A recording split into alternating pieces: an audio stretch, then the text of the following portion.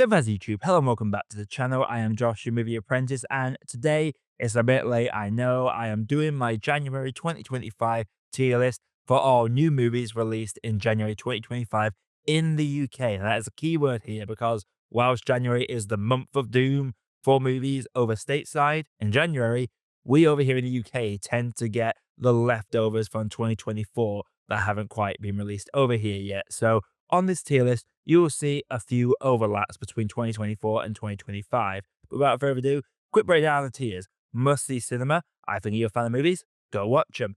Physical purchase. I want to buy these on a physical Blu-ray or 4K DVD. Glad I watched. These are films I thought were really good. However, they're not films I'll go on my way to watch again. Then we have Worth a Stream. These are those films that aren't great, but they're a nice little disposable, play in the background kind of film on the streaming service. We have the Not For Me, where these are films I don't like personally, but I can see why others might like them. And then we have the Do Not Watch. These are the ones that I say just don't waste your time with. But without further ado, let's jump right into this tier list. Starting off with A Complete Unknown. This has been a lot of awards buzz, and I was excited for this. It's a story about Bob Dylan, his whole biopic, which I was very curious about. And Timothée Chalamet is great as always in this. He has really risen up in my estimations over the last couple of years. But unfortunately, with A Complete Unknown, this falls very much into the soundtrack biopic where I don't feel like I get to know more about Bob Dylan, and it focuses more on Bob Dylan, the icon and musician that makes all these songs. And unfortunately, that for me just doesn't work for me in a biopic. I know why it would work for some other people, but for me, I want a bit more for a biopic that really humanizes the individual behind the face, the persona. And this one goes out of its way to not do that. And whilst Timothée Chalamet is great as Bob Dylan in this, this is just one that was not for me overall. So let's get that over to the not for me category. Now we jump into Presents. Now, Presents for me is a movie I got as a nice little screener for, saw it a bit ahead of other people. And I love a thriller slash horror that can make me feel uncomfortable. There is a scene towards the end of this that makes me feel anxious and uncomfortable for a considerable amount of time. The creativeness of showing the whole haunted house story from the ghost perspective was really well executed, whilst the script is lackluster at times and it does rely on certain things to happen for the ending to happen. That's where it drags it down a bit for me. But I do love how you can put two and two together when it comes to the rules of this world and what the spirit can and cannot do just by making the camera a character within itself. It is on a technical level very admirable, and I really like the story as well. The performances in it were all really good. I really enjoyed the family in it also. So for me, Presence is one I would actually buy physically. I just feel like it's one that will be on the collection. I won't watch it too much, but there'll be the occasion where I fancy just being sucked into a movie because this one is absolutely hypnotic. Now, Baby Girl, this is one I was really looking forward to, especially with Nicole Kidman getting a Golden Globe nomination for it. The trailer looked interesting. I like the whole concept of it, flipping the switch on the person in charge, taking advantage of the younger intern, really flipping the gender roles in that general stereotype. Unfortunately for me, outside of Harris Dickinson having no charisma in this, it just felt like this film was very mixed in its messaging and it force-fed some other themes that are not really present in the early parts of the film, and generally just wasn't one that I very much enjoyed. Now, whilst I get there are those dynamics out there in the world, and there are definitely people that will enjoy it for the spicy stuff, but quite frankly, I've seen spicier stuff in other movies before, and this one felt very tame, despite some of the out there things it does, such as the dog food bit. Other than that, I just didn't think it was a very engaging film, and some of the morals in it feel very muddled. I didn't know who to really root for in this one. This one just was not for me. I'm going to say that it will probably fall below A Complete Unknown for me just because, I mean, I just didn't really enjoy this one. As for Real Pain, this is a film that was very much carried by Culkin's performance. Like he does a very good job of playing this very damaged yet charismatic character. And Jesse Eisenberg was very well opposite him, doing a very good job in the director's chair. A Real Pain is a film that would have been very boring had it not been for the dynamic between the two cousins. And that, for me, meant it was a good movie. However, it was something that stuck out for me as if I take out this one element of the film, it would be a rather boring watch.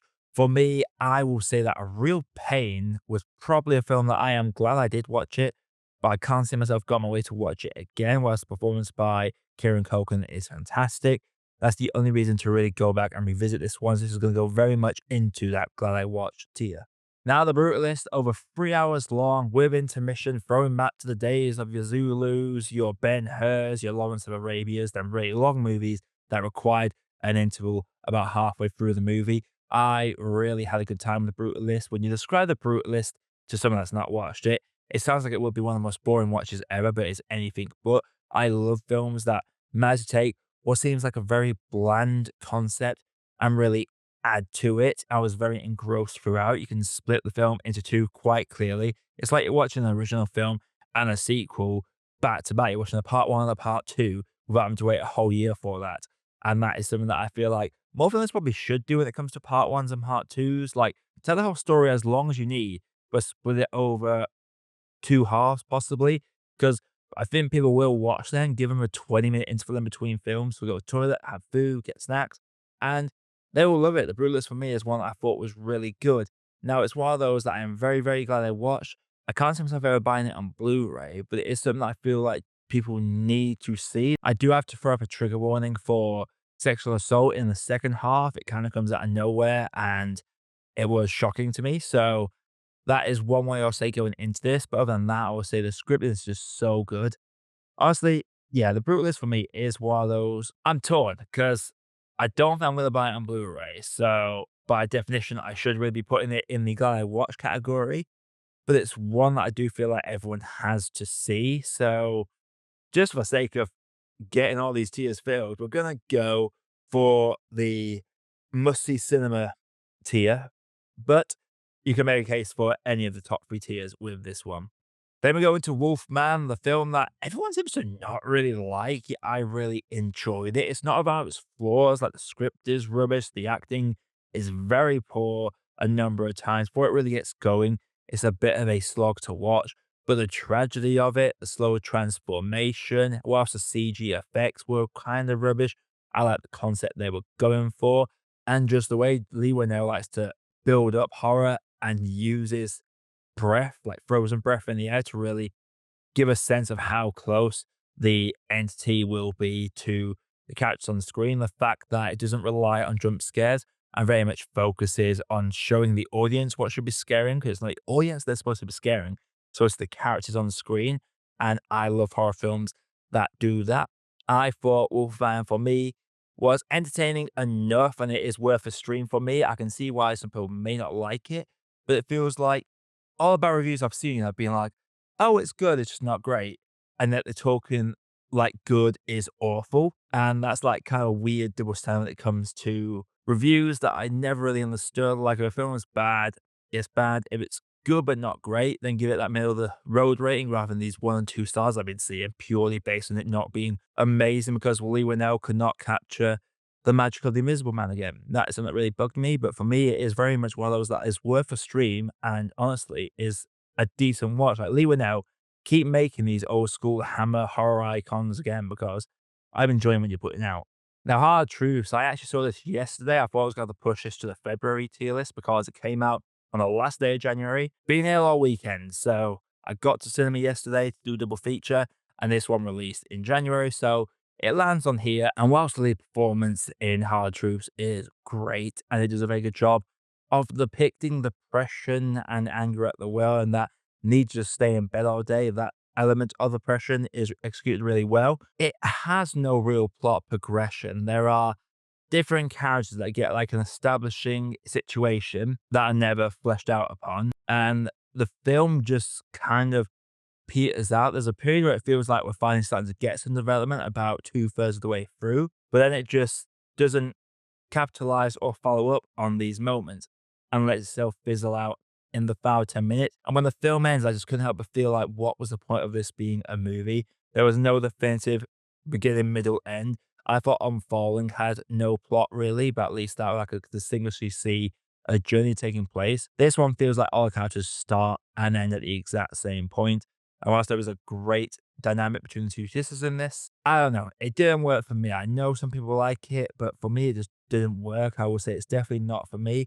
Probably gonna put it in between Baby Girl and A Complete Unknown. Companion, the robot companion movie that is a horror comedy that is very witty with its social commentary, as well as its just blood delivery from all performers on screen. Jack Quaid plays a very good incel, I must say, and I can't stand that the lead character is called Josh in this because we get another bad rap as it is already. But for me, yeah, Companion, I enjoy this movie. Not much more to say about it. I enjoyed it. If you haven't seen it, go watch it. Sorry for spoiling a little bit of it, but it's been out for well, nearly a week now, so things are leaking online all the time. Companion for me is a film that would I buy it on Blu-ray? I would say that, yeah, Companion is a movie I would buy on Blu-ray because it's just a really fun watch. The Damned is a folk horror that does well with atmosphere, but does very little else. There are elements of the film that are interesting, but feels like the final reveal of the film kind of does away with all the lore that had been built up before it. And genuinely, I did say, as soon as more horror movies start coming out, this one was going to be quickly forgotten because whilst it's not an awful horror movie, I feel like it's being perked up a lot for the fact that it's a horror movie in January that wasn't complete dog shit. So for me, this is one that, like, it's enjoyable. I would say it's worth a stream. It's an independent horror, so it's definitely worth that level of respect, but nothing more than that. Nickel Boys falls straight into the I admired it more than I liked it kind of category because the concept of telling the whole story from POV camera shots showing two individuals that meet at this effectively it's an educational camp, but it's like a disciplinary educational camp, and the atrocities that take place within it. We never see such atrocities, and we just kind of hear about it, and it's slowly built up over the course of the film what these atrocities are, and it's very interesting to read up upon. But in terms of an overall movie, I just felt like there were times because we are only shown POV shots, we only got to know what the characters know, and the conundrum between back and forth of the future and the past. Don't know, it just felt like there were some impactful moments that didn't feel as impactful for me because of the way it was shot. It is a decent movie. I'm glad I watched this movie, but it's one that is very much all about the technical achievement with it rather than the actual story within. So Nickel Boy is going on the bottom end, I would say, of the glad I watched category. Then we get to Flight Risk. Marky Mark is a crazy killer in this one, and I wish we got to see more crazy Marky Mark. Unfortunately, he is knocked out for half the movie, and we are left with an agent delivering generic agent dialogue, a witness who spends half this terrible situation cracking jokes. We have a pilot guiding them down that spends half his time rizzing up your agent. There are emotional beats that just don't land for me. This is a B movie with a big screen budget, and it doesn't really commit to the campy aspect of it. Like, we needed a lot more of Mark Wahlberg being crazy. There's just a couple of sparks by him. But yeah, Flight Risk for me, I wanted more crazy Mark Wahlberg, like promised in the trailer. Instead, it ended up being maybe 20 minutes of him and 40 minutes of bad dialogue, melodrama, and a weak story. Flight Risk for me, it can be a fun watch for people. So I'm going to say it's not for me, but this is very barely over the top of the do not watch category. That is my personal opinion of it. Back in Action, the Netflix release that I watched this month with Jamie Foxx and Cameron Diaz playing these retired spies raising two kids, getting put back into the action. It's fun. It's fun, but it's like every other spy thriller Netflix ever puts out. There's always a betrayal. There's always a red herring villain. There's always a key, a secret nuke or something. It's very generic and it's just really carried by performances of Jamie Foxx and Cameron Diaz. It's worth a stream just for their performances, but that is the bare minimum of being worth a stream. Now, here, this is a film reuniting Tom Hanks and Robin Wright over 3 decades after their turn as Jenny and Forrest Gump in 1994. I love the concept of this. Robert Zemeckis tells this magical story, and the editing in this is absolutely phenomenal. But the script is what lets it down for the most part. By the end of it, whilst I once I regretted watching it, like I very much enjoyed it and liked the journey the film took me on, it did feel like it was missing a little bit extra to really push it over the edge for me. Here for me, I'm gonna say is one that is probably worth a stream because it's a nice, easy film that engrosses you in, but some terrible CGI and awful script, really, and some over the top acting as well. Really knock it down for me.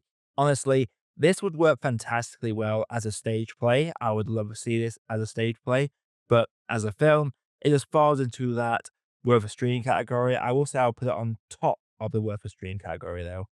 Nosferatu, you've seen my review. This film is a piece of art, and whilst I've seen some classic internet rubbish takes of this movie, the performances are all great. The chills that the film gives me are brilliant. The just the way it was shot, it's like watching a painting on screen. Nosferatu was a must-see cinema movie, no doubt about it. It's gonna be one of those hard to beat movies. It was my first movie of the year, and I just can't see anything topping it right now. But who knows? We've got a long year ahead of us. And finally, Saturday Night, that is finally coming out in the UK. And for me, it's a fun, worth a stream movie. Nothing more, nothing less. There is comedy that makes me chuckle, makes me laugh, and there is comedy that makes me question what the joke is supposed to be. So I'm going to whack that straight into the worth a stream, probably just below here. But above Wolfman is what I'm gonna say with that one because yeah, it's a fun movie to watch. Performances are great, but it's one of those that doesn't really go over the threshold. Probably because I'm from the UK and I'm not that in tune with a lot of American humor. So that is my tier list for the month of January. Let me know your rankings down in the comments below and make sure you have clicked the like button and subscribe for more video reviews and tier lists like this coming all the time. Coming up on the channel, going to be reviewing September 5th, which should come out tomorrow. And the video I say will be out this month. I do want to do some BAFTA predictions and do a little BAFTA special video if I have time. So stay tuned for a bit of variety this month on the channel. But until next time, I am Josh, I've been Movie Apprentice, and I'll see you all in the next video.